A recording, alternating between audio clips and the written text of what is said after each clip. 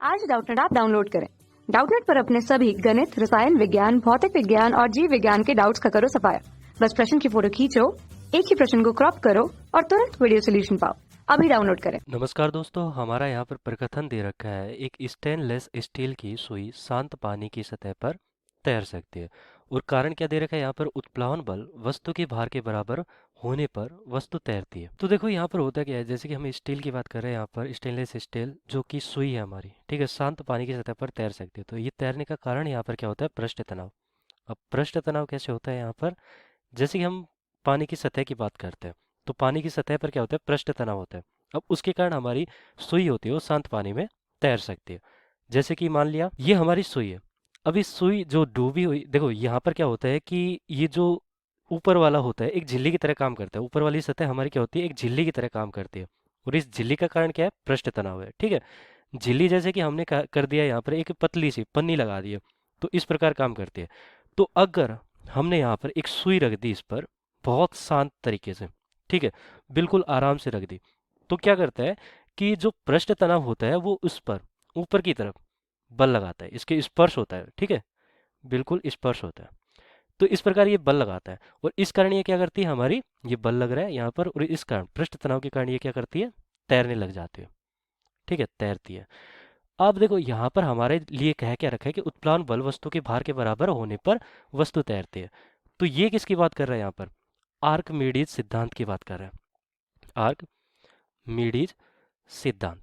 Archimedes सिद्धांत क्या कहता है कि वस्तु द्वारा विस्थापित द्रव उत्प्लावन बल के बराबर होता है, ठीक है। जैसे कि हमारी एक वस्तु है, यहाँ पर एक वस्तु ले ली मैंने, ये वस्तु हमारी जल में, ठीक है।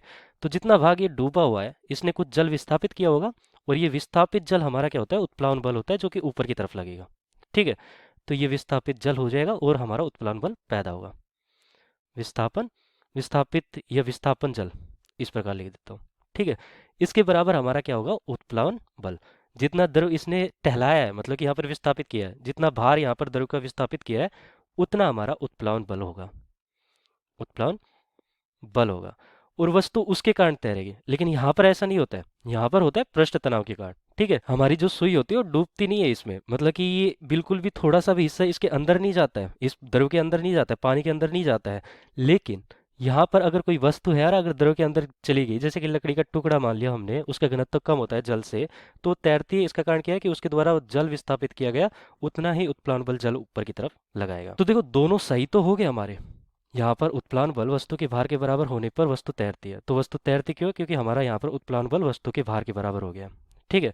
तो वस्तु तैरने लग जाती थी। ये कारण भी हमारा सही हो गया और प्रकृतन भी हमारा यहाँ पर सही हो गया, क्योंकि यहाँ पर पृष्ठ तनाव होता है जो, उसके कारण एक वस्तु तैर सकती है, मतलब कि सुई हमारी तैर सकती है, ठीक है। तो प्रकृतन भी सही है।